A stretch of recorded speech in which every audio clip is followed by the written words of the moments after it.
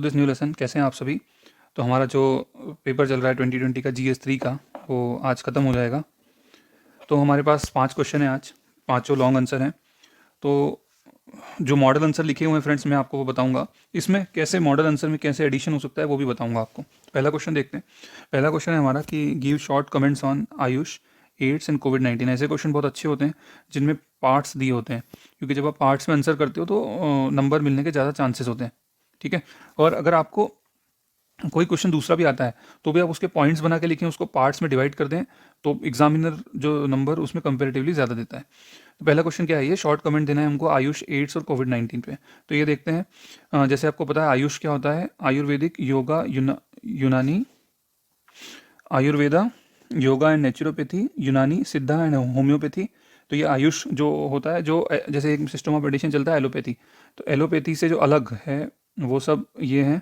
ठीक है। तो अब जो है इसका भी डेवलपमेंट ज़्यादा हो रहा है, और जैसा कोविड-19 में देखा गया कि ये जो आयुर्वेदा, योगा, नेचुरोपैथी, यूनानी, सिद्धा, होम्योपैथी, इन सब की जो वैल्यू है कोविड-19 के टाइम में देखी गई कि ये काफ़ी ज़्यादा एफिशिएंट है। ठीक है। तो ये इसीलिए क्वेश्चन भी पूछा गया है। तो हम आयुष के बारे में देखेंगे। फिर एड्स के बारे में पूछा गया है, तो एड्स हम काफ़ी टाइम से पढ़ते हैं, एक्वायर्ड इम्यूनो डिफिशिएंसी सिंड्रोम, जिसमें बॉडी की इम्यून पावर कम हो जाती है, और HIV वायरस से जो होता है। उसके बाद कोविड-19 पेंडेमिक, जिसने सबकी लाइफ को टर्न अराउंड कर दिया, तो वो ये भी एक वायरल डिजीज है, इसके बारे में हमको देखना है। तो देखते हैं फ्रेंड्स। तो पहला हमारा है आयुष। तो आयुष एक्रोनिम है किसके लिए? आयुर्वेदा, योगा एंड नेचुरोपैथी, यूनानी, सिद्धा एंड होम्योपैथी, ये इसका एक्रोनिम है। ठीक है। और ये जो है this systems are based on definite medical philosophy and represent the way of healthy living with established concept on prevention of disease and promotion of health. ध्यान रखना, ये जो कॉन्सेप्ट है ये किस पे काम करता है? प्रिवेंशन पे। ठीक है। पर prevention is better than cure. तो ये मतलब इस तरह से बॉडी को ये ट्रीट करते हैं, पूरा हॉलिस्टिक मैनर में ट्रीट करते हैं कि डिजीज़ ना हो, बॉडी फिट रहे। बेसिक अप्रोच क्या है इन सब सिस्टम की? The basic approach of all this system on health, disease and treatment are holistic.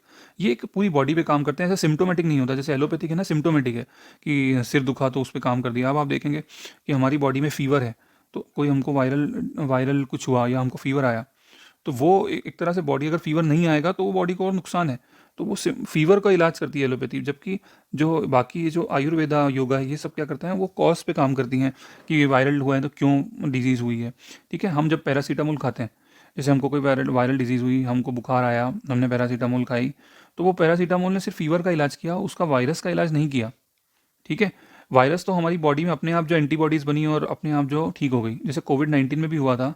या इतनी जो रेमडेसिविर और दूसरे दूसरे इंजेक्शन लग रहे थे, अभी तक कोई उस पर कोई श्योरिटी नहीं है कि वो एंटीवायरल कोविड-19 को मार पाती है नहीं पाती। ठीक है। जो मेन था, हेल्दी डाइट हम फॉलो कर रहे थे, जिससे हमारी बॉडी का इम्यून सिस्टम अच्छा हो, और इम्यून सिस्टम अच्छा हो और बॉडी अपने आप ही एंटीबॉडीज़ बनाए और उस वायरस से लड़ा जा सके। ठीक है। तो ये जो आयुष होता है, आयुर्वेदा, योगा, ये सब बॉडी के इम्यून सिस्टम को स्ट्रॉन्ग करती हैं और ऐसा बनाती हैं कि बॉडी जो है तेज़ी से लड़ पाती है। नहीं तो कोविड-19 में क्या हुआ, बॉडी जितनी देर में लड़ेगी उतनी देर में तो वायरस ने लंग्स पे अटैक करके ब्रीथिंग ही ब्लॉक कर दी थी। ठीक है। योगा के बारे में भी अब देखेंगे। Yoga is now become the icon of global health and many countries have started integrating it in their health and care delivery system. तो यहाँ पे मॉडल आंसर में आप लिख सकते हो 21 जून के बारे में, योगा डे के बारे में। Similarly, there is a great curiosity to understand the principle and practice of Ayurveda, homeopathy, Siddha and Unani, especially due to growing challenges in medicine of non-communicable disease, जैसे डायबिटीज़ हैं। कितने लोग, यूरोप में तो बहुत बड़ा कारण है डायबिटीज़, जिससे लोगों की डेथ हो रही है। फिर ठीक है। तो ये life style disorder, long term diseases, multi drug resistant disease जैसे TB है, तो इन सब के कारण जो है एलोपैथी, आप क्या रहे, बॉडी एलोपैथी को हम काफ़ी टाइम से ले रहे हैं, तो बॉडी हमारी क्या हो रही है, वो एडेप्टेबल हो गई है, एलोपैथिक मेडिसिन असर ही नहीं कर रही। ठीक है। जैसे TB है, तो वो जो वायरस है, जो बैक्टीरिया है, वो अपने आप को मोल्ड करते जा रहे हैं, तो इसलिए न्यू सिस्टम ऑफ मेडिसिन देखी जा रही हैं। ठीक है। तो आप ये पढ़िएगा, लिखिएगा, इसमें ऐड कर दीजिएगा। एक तो ये मैंने आपको बताया योगा डे के बारे में, तो आप ऐड कर दीजिएगा। आयुष मिनिस्ट्री के बारे में देखते हैं फ्रेंड्स।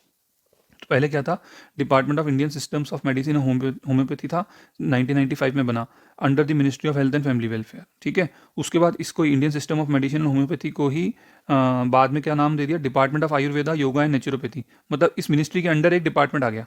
ठीक है। इस मिनिस्ट्री के अंदर एक डिपार्टमेंट आ गया। उसके बाद क्या हुआ फ्रेंड, बाद में जब NDA सरकार आई 2014 में, which was led by prime minister Narendra ji Modi, तो उन्होंने क्या करा, उसको एक ऑफिशियल मिनिस्ट्री बना दिया। ठीक है। तो मिनिस्ट्री ऑफ आयुष जिसको हम बोलते हैं, आयुर्वेदा, योगा एंड नेचुरोपैथी, यूनानी, सिद्धा एंड होम्योपैथी। ठीक है।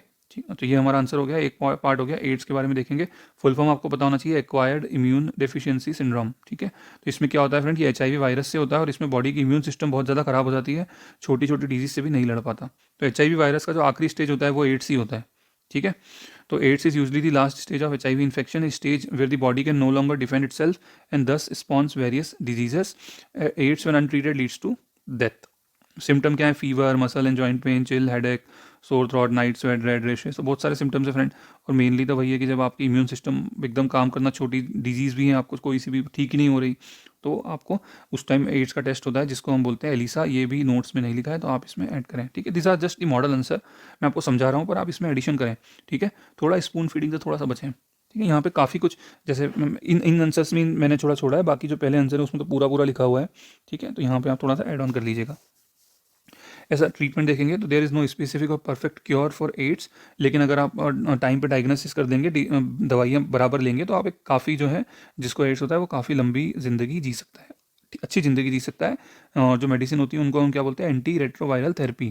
ठीक है, तो ये वो ट्रीटमेंट होता है एड्स का। तो कोविड-19 के बारे में भी देख लेते हैं। सार्स कोवी-2 जो वायरस है, इसके कारण ये कोविड-19 डिजीज़ हुई और पहले चाइना में रिपोर्ट हुई। तो corona virus disease 2019 is a contagious disease caused by virus the severe acute respiratory syndrome. The first known case was identified in Wuhan, China in 2019। The disease quickly spread world wide resulting in covid pandemic. तो आप देख सकते हो दिसंबर 2019 में मिला और मार्च में हमारे यहाँ लॉकडाउन लग गया था। ठीक है, तो कितने 3 महीने में लॉकडाउन लग गया। क्या सिम्टम्स हो सकते हैं? फीवर, कफ, हेडेक, फटीग, ये लॉस ऑफ स्मेल, टेस्ट, ये सब कोविड-19 के सिम्टम। अलग अलग कुछ एटसेट्रा आप लिखो यहाँ पे, क्योंकि बहुत कुछ हो सकते हैं।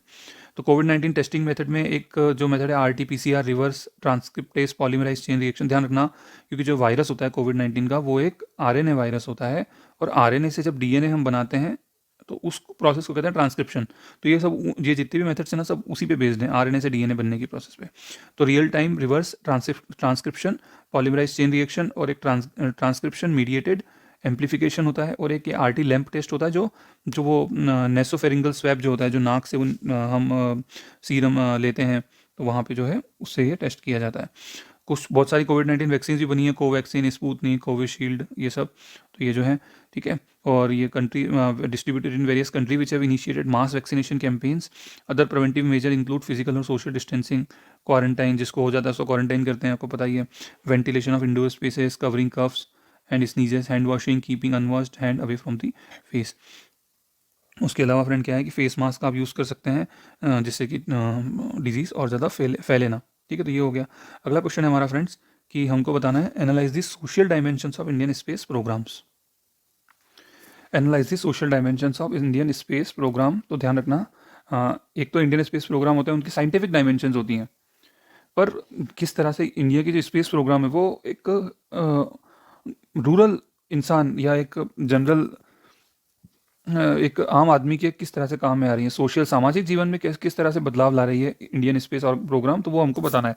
तो आप खुद सोचो, सबसे पहले तो क्या है, देखो कि ये कम्युनिकेशन इनके कारण क्या हो रहा है फ्रेंड्स, कम्युनिकेशन बढ़ रहा है, कम्युनिकेशन सेटेलाइट है, उससे जो है सामाजिक जीवन, सोशल लाइफ इफेक्ट हो रही है, और पॉजिटिव वे में इफेक्ट हो रही है, ऑब्वियसली नेगेटिव इफेक्ट तो बना दिए लोगों ने फिर। ठीक है, उसके बाद आप देखोगे कि वेदर फोरकास्टिंग होती है वो कितनी हेल्पफुल है हमको, उससे कितना पता लग जाता है कैसे तूफान आते हैं, तो उनकी पहले से वार्निंग मिल जाती है, तो वो कौन बताता है? सैटेलाइट्स ही बताती हैं। ठीक है, तो उससे सामाजिक जीवन जो है प्रभावित होता है। उसके बाद आप देखोगे कि अभी एक रिसोर्स सेंटर बन जाए, विलेजेस रिसोर्स सेंटर है, वहाँ पे कितनी जानकारी मिलती है, वो रूरल बैकग्राउंड के लिए बहुत अच्छा है। उसके बाद आप देखोगे टेली मेडिसिन, ठीक है, घर बैठे इलाज हो जाता है, तो that's also because of communication and better satellite system. सबसे बढ़िया जो अभी नेविगेशन, जिसको प्राइम मिनिस्टर जी ने नाम भी दिया है, क्या? नाविक। तो ये 1 2 3 4 5 पॉइंट तो यहाँ लिख दिए, और भी हम देखते हैं कि क्या क्या है। ठीक है, तो पहला पॉइंट क्या है friends? Satellite communication. The first area of focus is satellite communication which sought to address the national needs for telecommunication, broadcasting and broadband infrastructure. INSAT and GSAT are the core of satellite communication. तो आप देख सकते हो internet कहाँ कहाँ तक पहुँच गया है आज। इंटरनेट अभी भी मैं मानता हूँ कि एक मेजर पोर्शन ऑफ पॉपुलेशन है जिनके पास नहीं है, बट फिर भी एक बहुत बड़ा हिस्सा है जिनके पास इंटरनेट की सुविधा है, गाँव में भी है, कुछ रिमोट एरियाज है जहाँ पे नहीं है, तो that's all because of satellite. Second area earth observation. ठीक है, तो आप क्या कर सकते हो, अर्थ ऑब्जर्वेशन की मदद से आप गूगल मैप आप देखते हो, तो गूगल मैप से आप जो रास्ते ढूंढना कितना आसान हो गया है। तो वेदर फोरकास्टिंग, डिजास्टर मैनेजमेंट एक बहुत बड़ी हेल्प है, ठीक है। फिर national resource mapping, national security, ये सब भी जो है सोशल बेनिफिट है किसके, इंडियन स्पेस प्रोग्राम के। थर्ड और and more recent focus area is aided navigation, जो हम पढ़ते हैं नाविक, उसके बारे में, ठीक है। तो मैं पढ़ देता हूँ। The GPS aided Jio augmented navigation Gagan, a joint project between ISRO and Airport Authority of India, augmented the GPS coverage of the region, improving the accuracy and integrity primarily for civil aviation application and better air traffic management over Indian space. This was followed up with Indian Regional Navigation Satellite System (IRNSS), a system based on 7 satellites in geostationary and geosynchronous orbit. In 2016, the system was renamed NAVIC, Navigation with Indian Constellation. The National Highway Authority of India (NHAI) has signed a MOU with ISRO. It is also planning to utilize Gagan and Bhuvan satellite system to prepare a 360-degree mapping of all national highways under its road asset management system. तो आपको पता होना चाहिए कि जो हमारा NHAI क्या है, national highway authority of India, तो इसने इसरो के साथ एक MOU किया है। जितने भी हाईवे हैं उनका एक जियो मैपिंग करेंगे, जिससे कि हाईवे लोकेट करना ईजी हो, ठीक है।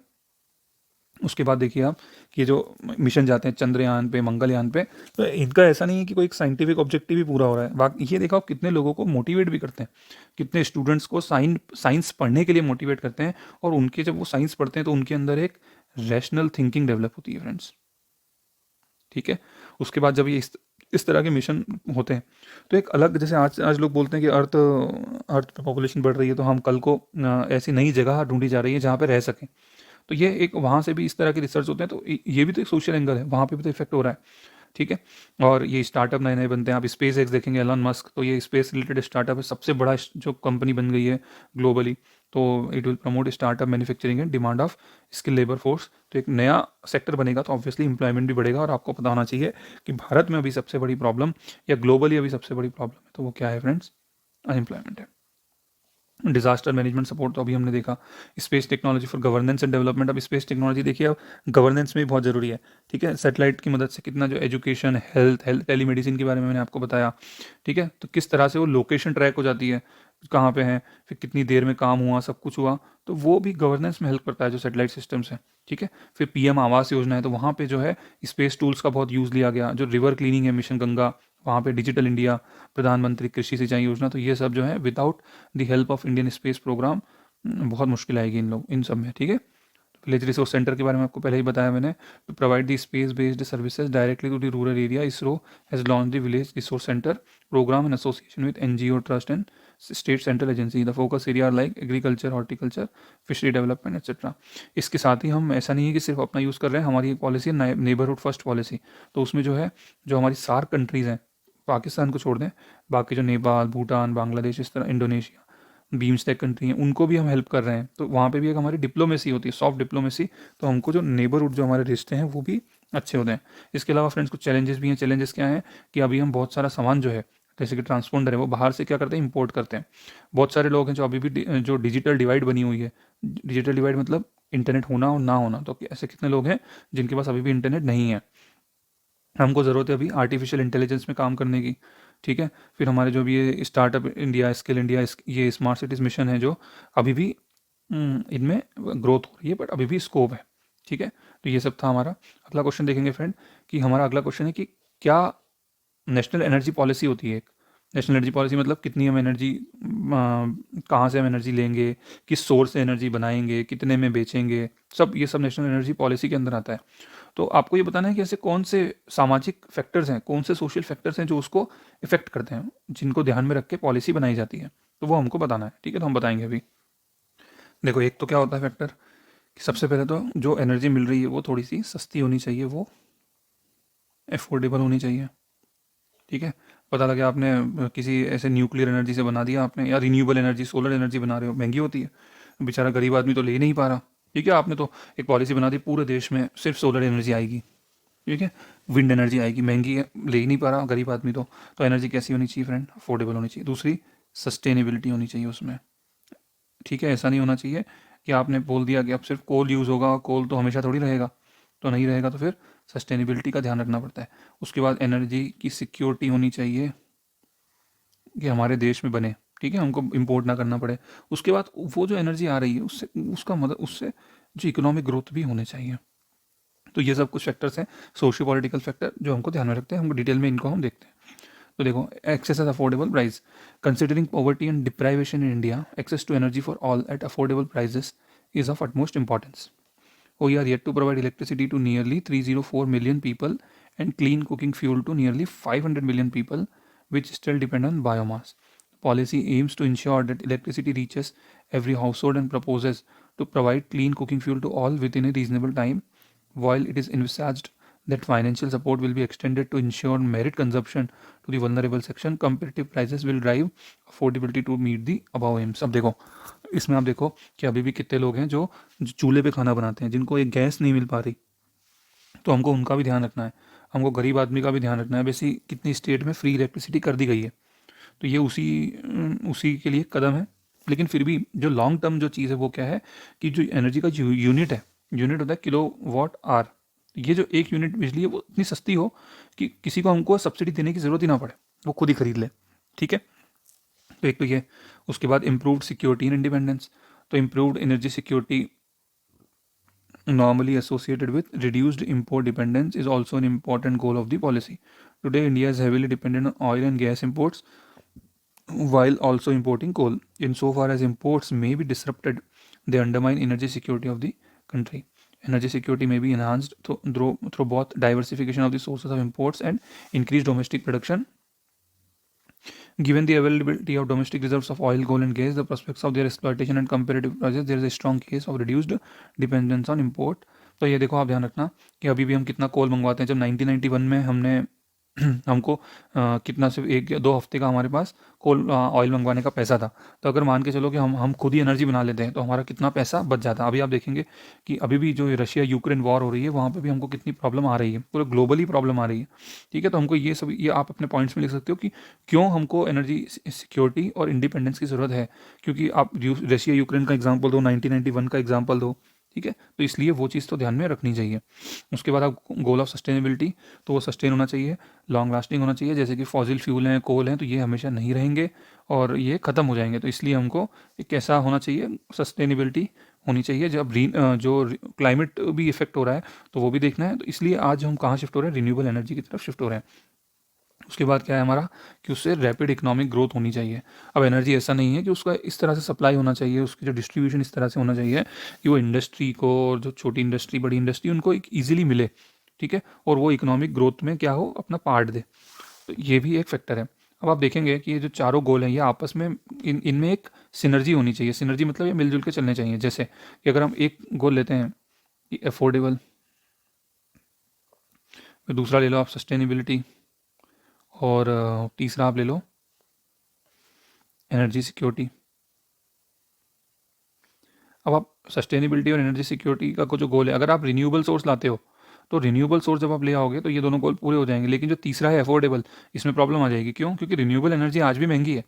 तो हमको सारे जो चीज़ें हैं उनको साथ में लेके बैलेंस करके एक पॉलिसी बनानी पड़ती है।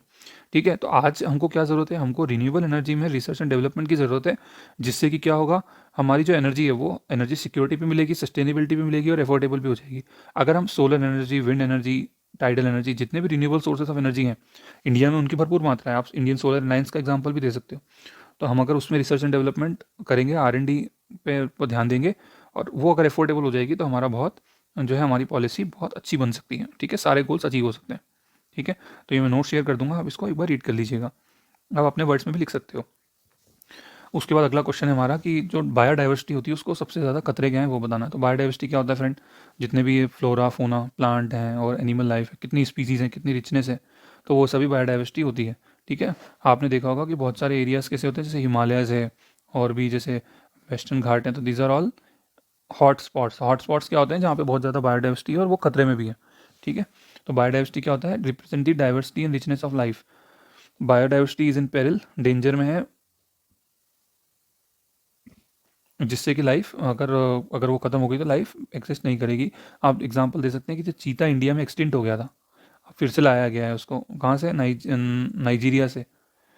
ठीक है, तो वह पालपुर कुनो वाइल्ड लाइफ सेंचुरी में लाया गया, उसको फिर से कोशिश करेंगे कि यहाँ पे वो ब्रीड करे और फिर से जो है पॉपुलेशन बढ़े उसकी। तो इस तरह से डायनासोर एक्सटिंक्ट हो गए, तो वो बायोडाइवर्सिटी ये सभी है।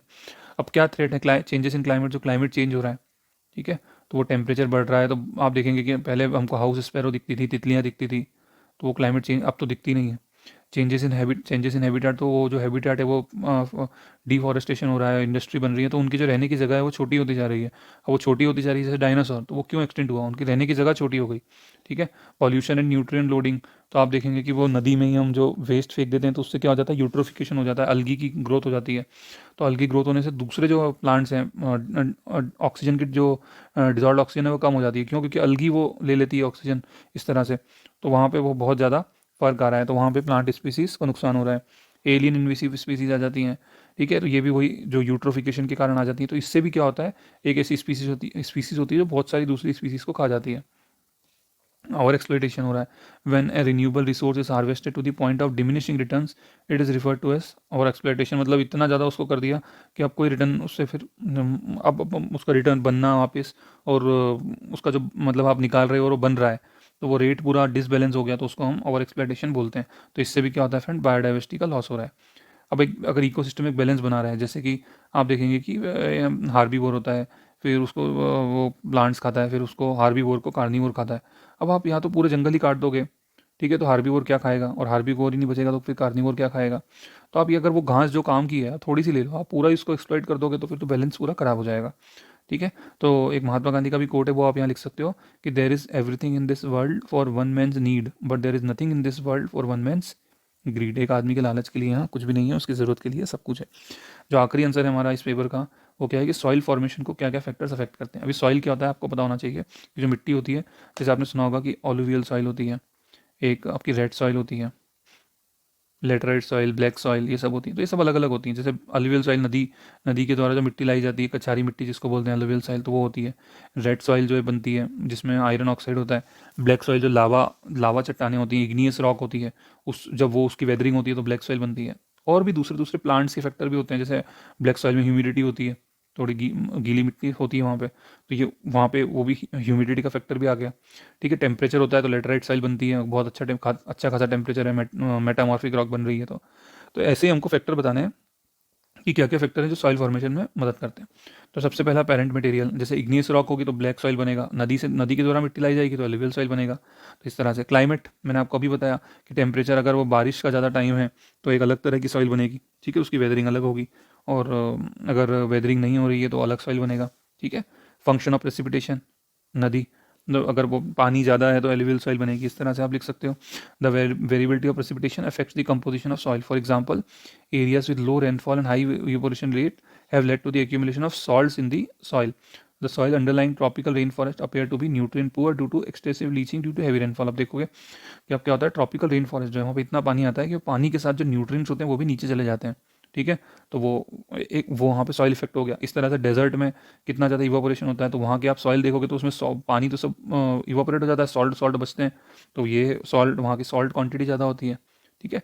फंक्शन ऑफ टेम्परेचर, टेम्परेचर भी जो है जो रॉक्स की वेदरिंग में बहुत इंपॉर्टेंट रोल प्ले करता है, तो वो आप लिख सकते हो। उसके बाद अलगी, लाइकेन और ये सब भी जो ऑर्गेनिजम्स होते हैं, नाइट्रोजन फिक्सिंग बैक्टीरिया होते हैं, ये भी सॉइल बनाने में बहुत मेजर रोल प्ले करते हैं। टोपोग्राफी है, वहाँ की जो किस तरह स्लोप है, रिलीफ है, एकदम एल्टीट्यूड है, फ्लैट है, प्लेन है, क्या है, तो ये भी मदद करता है। फिर टाइम, ऑब्वियसली, कि वो सॉइल जो है, हमें आपको पता होना चाहिए कि जैसे इग्नियस रॉक है, फिर वो मेटामॉर्फिक, उसको इग्नियस रॉक कन्वर्ट होकर मेटामॉर्फिक बन जाती है। इसी तरह से सेडिमेंट्री होती है, उसको भी टाइम लग जाता है, तो वो भी मेटामॉर्फिक में बदल जाती है। फिर मेटामॉर्फिक जब एक सॉइल अलग सॉइल बनाता है तो टाइम के साथ साथ भी चेंज होता है। ठीक है। तो formation of soil is not a one day process but take several years of formation. Younger soils have similar characteristic to their parent material, but as they mature the addition of organic matter, exposure to moisture and other environmental factor can change their characteristic. ठीक है। तो ये सारे factor हैं जो soil formation में major role play करते हैं। तो इसी के साथ एंड से हमारा पूरा पेपर खत्म होता है। मैं कोशिश करूंगा कि सारी वीडियो की कंबाइन वीडियो डाल दूं, आप इसको देखिएगा। वीडियो थोड़ी बड़ी होगी, बट क्योंकि मैंने पूरे पूरे टॉपिक के जो एंड के क्वेश्चन थे वो बहुत जनरल क्वेश्चन थे, इसलिए हमने उसमें बहुत ज़्यादा टाइम नहीं लगाया।